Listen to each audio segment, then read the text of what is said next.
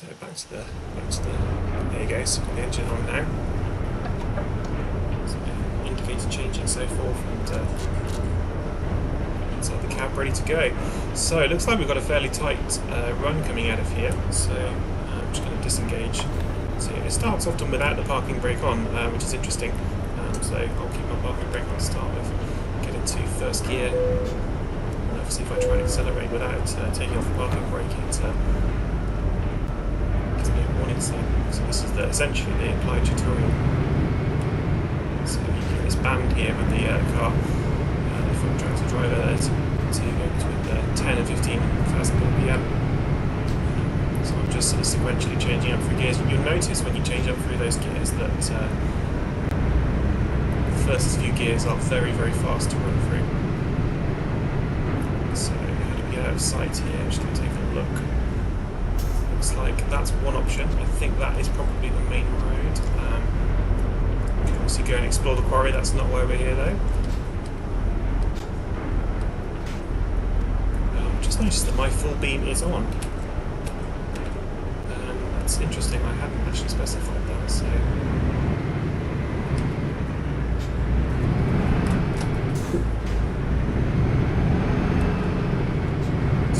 I've got a down button on my control actually configured to reset the view. I find that really useful because often you're looking around when you're kind of scrambling to get the view recentered again. So having that recenter option on my steering wheel is a massive help. You can see the bumps there as I'm driving up and over this hill.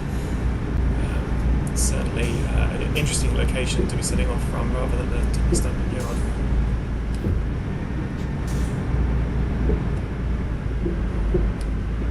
Very bright lighting. So it looks like we are turning left here. So let's pull left. Shift down to fifth through this tunnel. Look at that. Really nice detailing going on in the tunnel here. It's really interesting to see. Probably see just through the skylight there at the top. As we come out of this quarry site. Apologies for any background noise. I'm actually in a shed in the middle of a heat wave. In the back garden, so I'm having to keep my door open to ventilate the shed. You get a curtain breeze going on as well. So imagine that was in the real game, if you will. So my window is down, I believe, at the moment. I might just have a little play with that actually and see if we can get the windows opening and shutting. It's quite nice to have that sense of driving at slow speed with the windows open before you get on the motorway. Just that in a moment.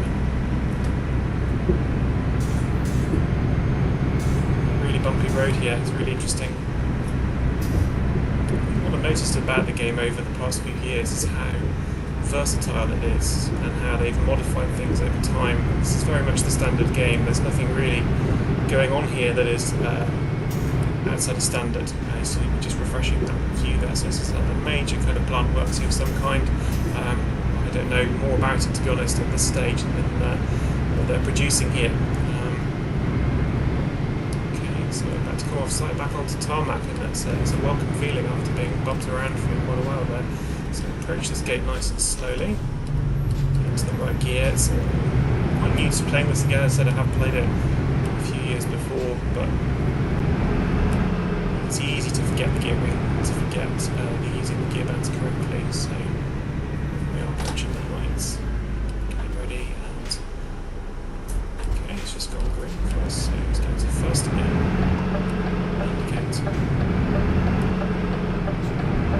You see there just the acceleration going through the tachometer. So it's very easy to rev in those lower gears.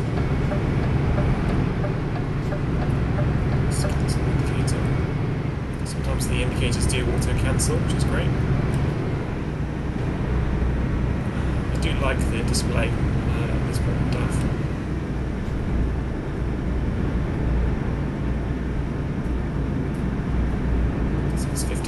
An hour here. Made some experiments to see what the cap is in terms of getting a speeding fine. I suspect I'm in the wrong lane. It's coming across the right, so into the Trader Depot over here. The rules change depending on the country, which is probably accurate, I imagine. So in certain countries, like in Germany, if you go over the speed limit, as a truck, it seems to find you even when the cars are going faster. Therefore, so on the Autobahn you've got restricted and unrestricted sections. So it's interesting to see how they've modelled that into the game. I will do a bit of research at some point. So slow down here. We're coming into the Trudeau depot. The tendency to often over slow down, actually completely stall the vehicle and slow it down. See, I haven't been working my gears very well there, down into 6th now, but should have worked hard on that. Bringing it down, so it's a fairly big depot here. One of the features that they brought in, I don't know if this is recently, it's certainly recent for me, having about a decade's gap with this game, is that when you arrive on site, you often get that option as to whether you want to park the trailer yourself or have an easy parking situation, or have it auto-parked for you, and the experience points being related to that. I think it's a really nice feature that they've added in, and gives a real sense of realism. So we're just coming in here, there's the containers and various other things going on. So I've just missed it, it's just there. I don't know if I can catch it. I'm going to just have to take a look at the outside view so you can see here. Just slightly away from that, so you can get back into first gear. My aim with this is to save up enough money to buy potentially a DAF XF, potentially buy a Scania. Those are potentially two of my sort of primary options, I think, just based on the ride and the way that we drive. It's fun to try out all the different models to see how they work there. Okay. So I'm just going to put it into neutral, turn the engine off, put the parking brake on. I will sort out the full beam as well in a second. Let's press enter now and have a look at the options. So, skilled truck driver can deal with manoeuvring tight space when dropping off the trailer. So if you don't feel up to the challenge, then this is interesting because sometimes it can be really challenging. Other times it's really straightforward.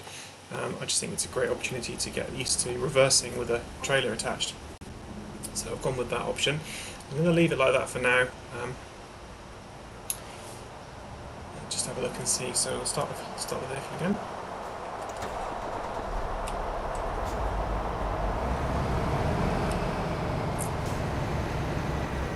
Love the detailing. You know, you've got some old cardboard boxes there.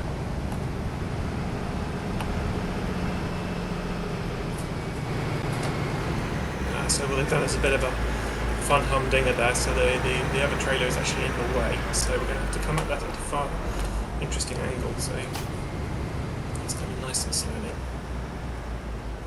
Okay, straight there. Okay, so remember it's the opposite, it has been a while. Definitely helps having a wheel. I think having the ability to use the wheel and the mouse at the same time, just getting tight enough to get the back end in before that trailer. It is very tight, as you can see. Now it's start to biting out. Hazards on for a little bit of realism. I would hope to work on some of those controls. Oops.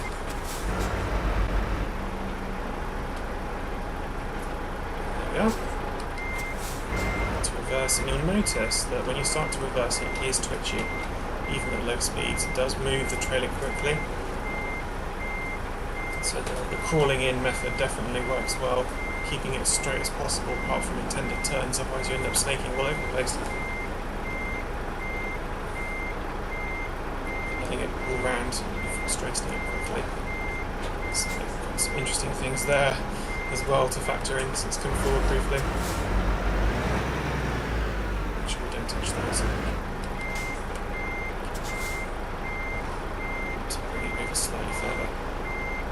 So, and we'll just try it to do it. This is definitely slowly does its job.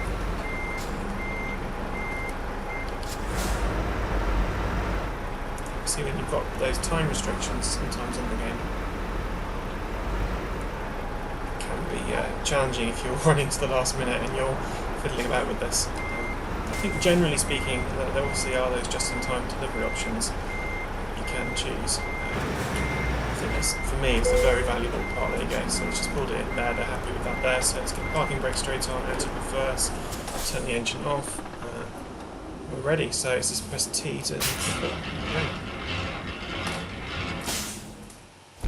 So good to see we got excellent for that first drive. Base reward, you get some manoeuvring bonuses, and the progression is fairly straightforward and quite early game.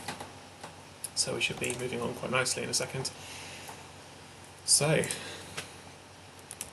we'll call ourselves VT 2026 and we'll choose a logo. It doesn't matter too much. Loads and loads of options. We could spend hours probably designing our own logo if we wanted to, but let's just keep it nice and simple. Okay. 10:37, free as the wind.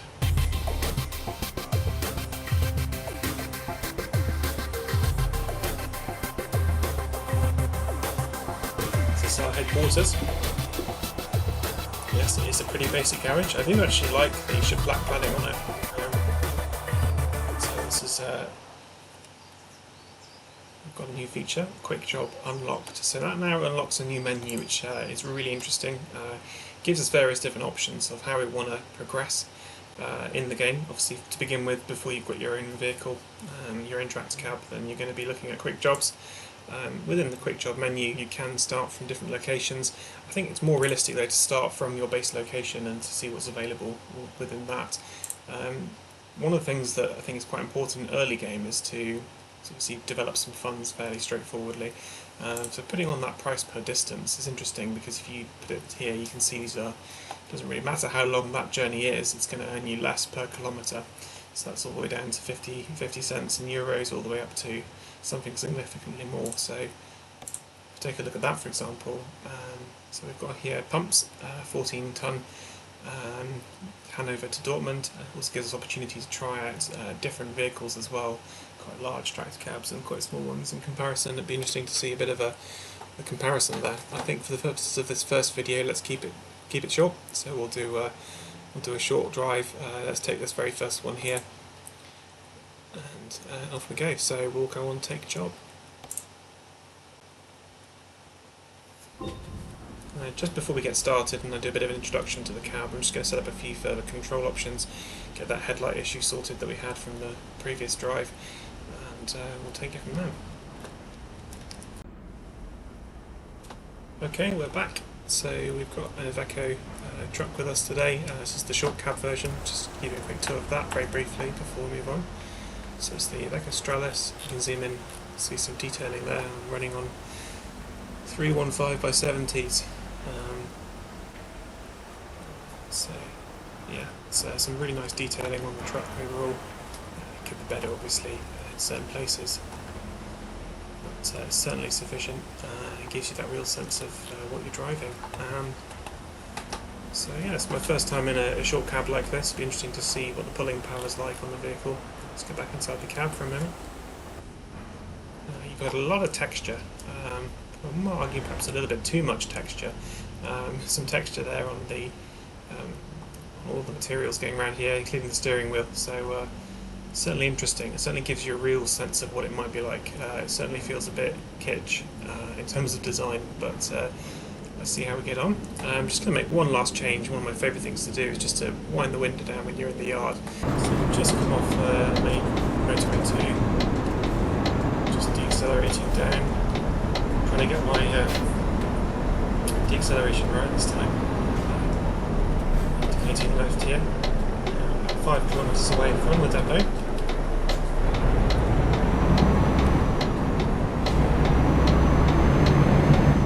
It's funny how little things like the sound of the indicator can be so refined in certain vehicles and less in others. So just so we've discovered Dortmund.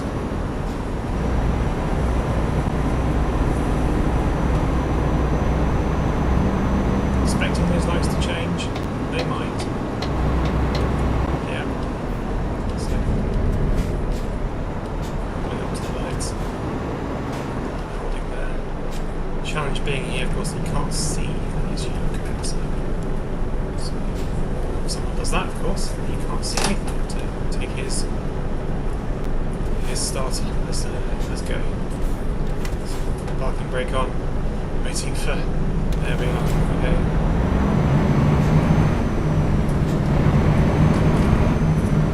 So continues back to Hanover. There's orange DAFs on my inside lane.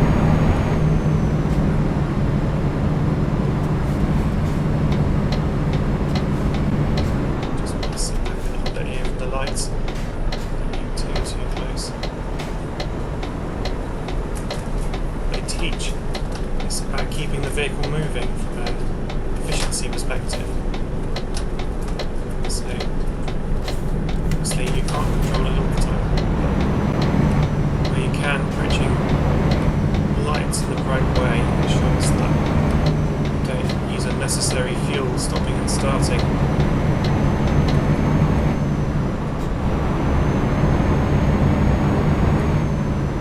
Probably over revving the engine here, you can hear the whine of the turbo. Really goes. So the vehicle's struggling to pull up to even some of these smaller inclines.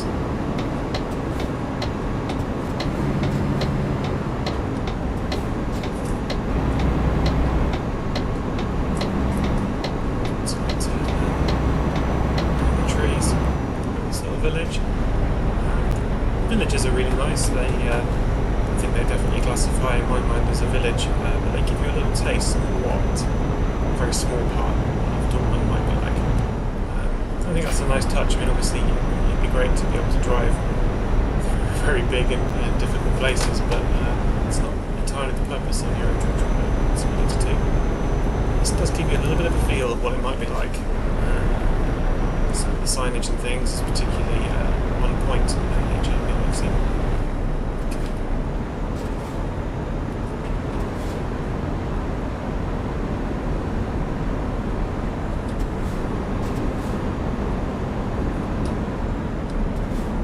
Trams as well, again, really nice little touches.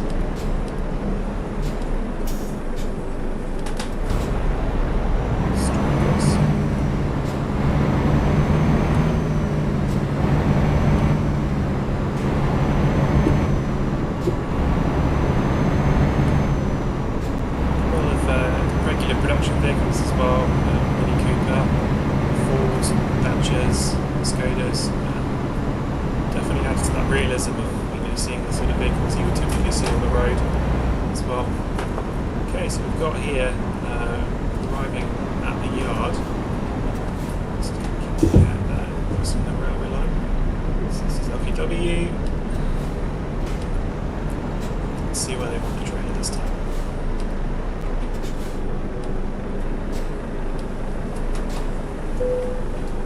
Okay, so parking brake on, engine off, lights off as well. Where do you need it? Let's give it a go.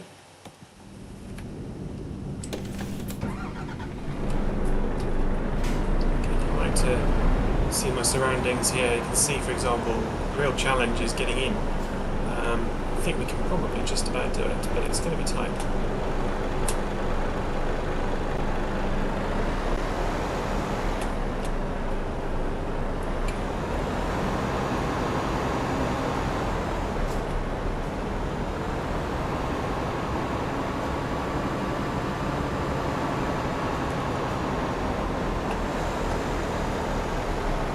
More straightforward than last time.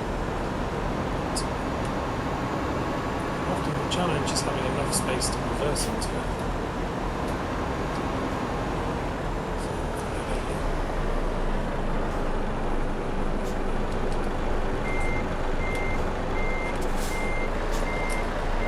Straight on the cab.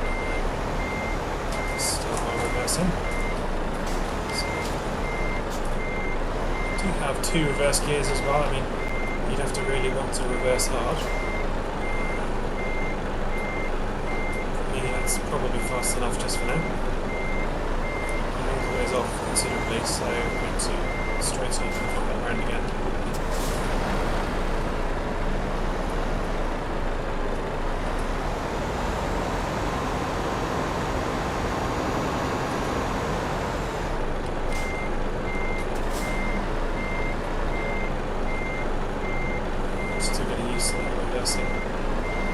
reverse logic.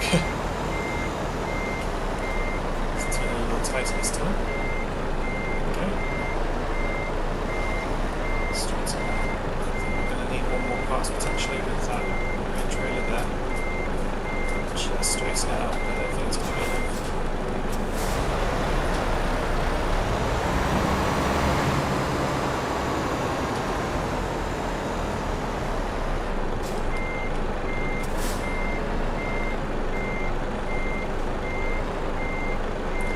Struggling, I think, here.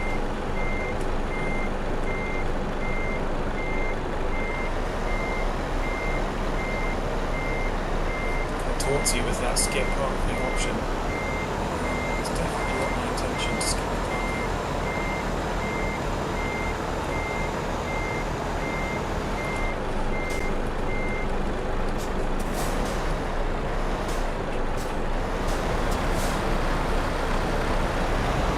Almost there, thanks for bearing with us.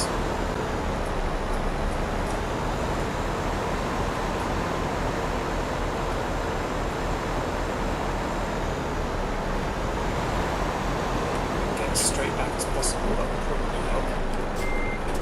Just try and avoid overly touching the cab here. So, movement right to start with. Should be in this time, hopefully. Well.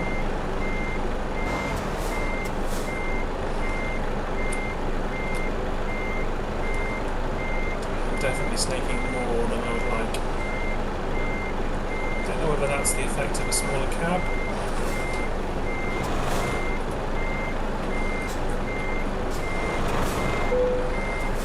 So that's fine. Personally, not very happy with it, but I think for the sake of brevity, I'll leave it there. Let's just try and straighten it out a bit. It's not good practice.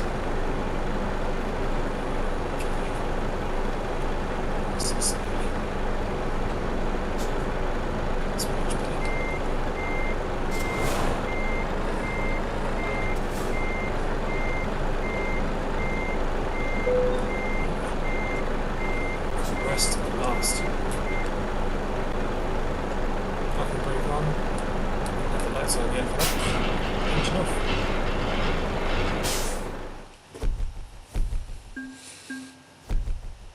So yeah, we got a bit of a bonus. It was not particularly hard reversing, although I certainly made a meal of it. Small drive, excellent, and we're still level 1, and we need to do something a bit longer, but now we get our first skill point, which is an interesting element of the game, choosing where I want to develop. We've got that just-in-time delivery, as I mentioned, and long distance as well. Some of these are kind of sequential, or you can kind of choose different options. Long distance, for example, is sequential as well. One of the things I quite like the idea of is training towards the hazardous cargo, starting down at the corrosive point and moving up towards class 1 explosives. I think I'm going to go with that because I think that could be interesting. We start to unlock some options there, so we hit apply all. Okay. Well, thank you very much for watching this first video.